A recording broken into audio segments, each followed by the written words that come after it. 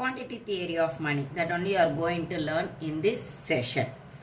What is the quantity theory of money? First we will learn about that. And actually this one explains the relationship between the quantity of money and also the value of money. Quantity of money as well as the value of money, both only it is explaining here. Fishers, that means the Irving Fisher in his book alone, he published about the purchasing power of the money. In 1911 it was published there. In that one only he explained about the equation of exchange. In that one he explained about quantity or theory of money. Okay, first we will move on to that one.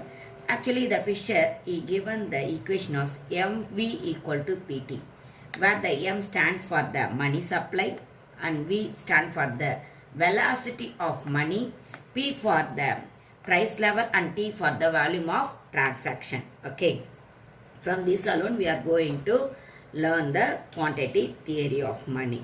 Here what he is saying is the quantity of money. That means quantity of money means the total quantity of money only we are saying here. Okay, MV is the total quantity of money. It will be always equal to the total value of all goods and services bought and sold.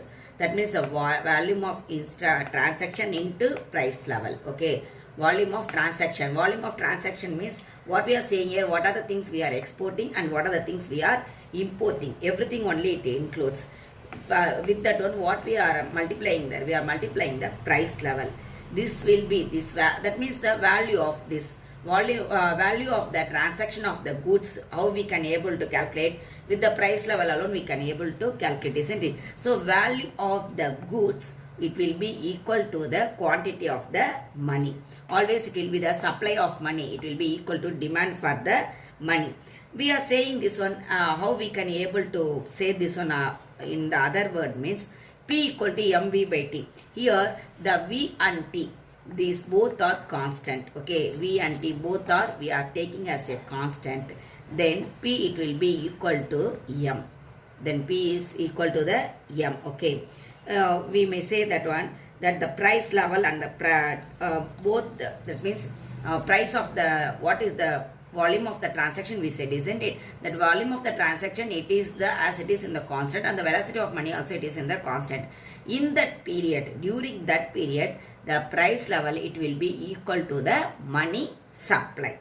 Okay, next we are going to learn about how we can able to express this one with the help of the graph. Okay, with the help of the graph we are going to explain this one. That means this graph, that the first one, it determines the price level in the y-axis, and the x-axis it determines the quantity of the money.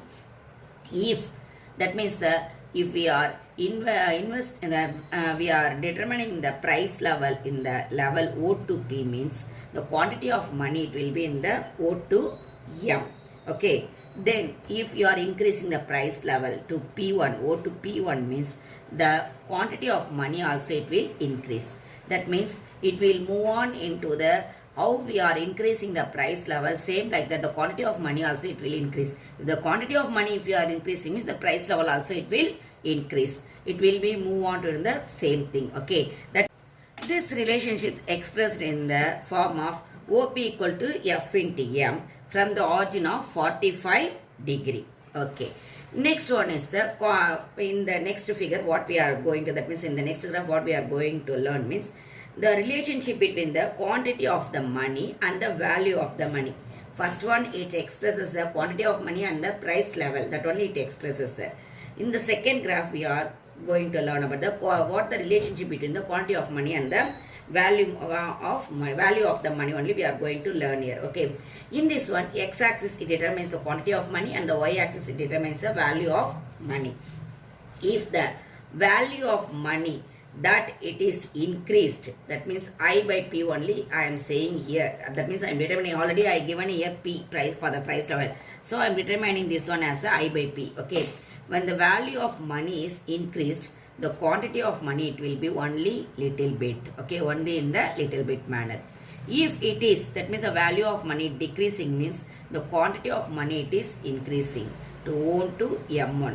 Here I to P1, here O to M1. Again the value of money it decreasing then quantity of money it will increase. Again if it is decreasing means again it will increase alone. Okay, that means this one is showing the inverse relationship between the quantity of the money as well as the value of money in the downward sloping curve. In the downward sloping curve, here we are saying that IOB by P equal to functions of what? Quantity of money, function of quantity of money. Here OP equal to, that means the what is the price level? The price level is equal to functions of money. Here the value of money is equal to functions of money. Okay. Okay, here the Fisher, he explained about that MV equal to PT. In this one, he said only about the cash alone is saying. Okay, but in modern economy, what we are doing there, we are utilizing the bank demand deposits also. Okay, that means the credit money also we are utilizing. And the velocity, it play a vital part in the business. So Fisher, what he did, he extended his original equation of exchange to include the bank deposits. Include the bank deposit, he mentioned as the M1, and its velocity, how he mentioned means V1. So he modified his equation as P is equal to, that means the PT. Here we given as the PT, isn't it? So PT also you may take that. PT is equal to MV plus M1 into V1. That means MV is the currency, okay, currency money and velocity of money, and plus bank deposit, bank demand deposit we may say, otherwise the credit money we may say. That means we are getting as a loan. That also we may consider here. Okay, that means the loan amount and the velocity of that loan. With this alone we can able to calculate the price level as well as the which one we are going to do that one. That means it will be equal to the price level into the volume of transaction. That means the value of the goods we may say, value of the goods what we are doing, that means what we are purchasing and what we are selling, both it will include with the value of money supply. That means here we are saying this one as a currency money. Okay, this one is a currency. M is a here currency, and this one is the velocity of that currency money.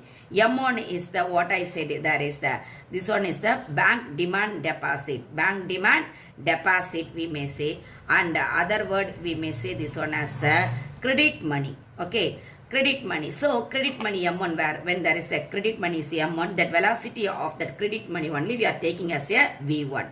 Okay, this both only, when we are adding this both only, we can able to get the value, total value of all goods and services which bought and sold. PT, it stand for the all the, that means all the total value of the goods. Okay, all the total value of goods and services which bought and sold. In this one, you are going to learn about Cambridge approach. Okay, now you are going to learn about the Cambridge approach. Here they are saying about the cash balances approach also in this one. Marshall and Keynes both given the equation about the cash balances approach. Okay, first we will learn about the Marshall equation. Marshall, he expressed in his equation as a M equal to KPY. That means M is the quantity of money, Y is the aggregate real income, what the real income is there, that only they are taking. P is the purchasing power, K is the fractions of the real income. Okay, what is saying in this one means, Marshall is explaining that the value of money is always influenced not only by changes in the M, but also changes in the K. That means not only changes in the quantity of money, there will be the changes in the fractions of the real income. That only is explaining in his equations. Okay, next we will move on to the Keynes equation. What the Keynes is saying? Keynes is saying as a N equal to P into K. Here the N is total supply of money and the P is the price level, K is the total quantity of consumption as a cash.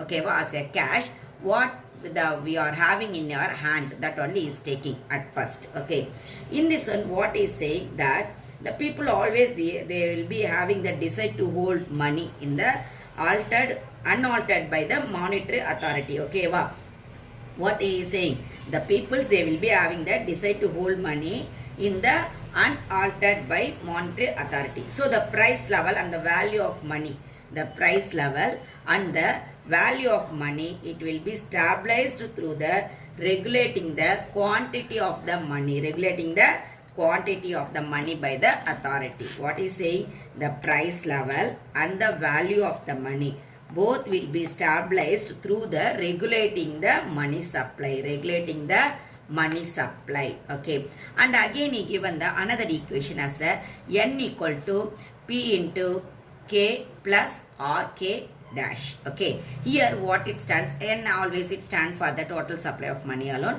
p is the price level, but in the k, people decide to hold money in hand. Okay, they will be having in hand as well as they deposited in the banks, both we are taking here. Okay, in the what is that one, in the Fisher's quantity also what we did there also we said about that bank deposit also he included. At first he is not taken about the bank deposit, but afterwards what he did, he modified his equation with the bank deposits, isn't it? Same like that here, but here Keynes also is saying about that what the people they are having the money in their hand as well as what they deposited in the bank, both we are taking there. Okay, and also here the R it is determining as a cash reserve ratio.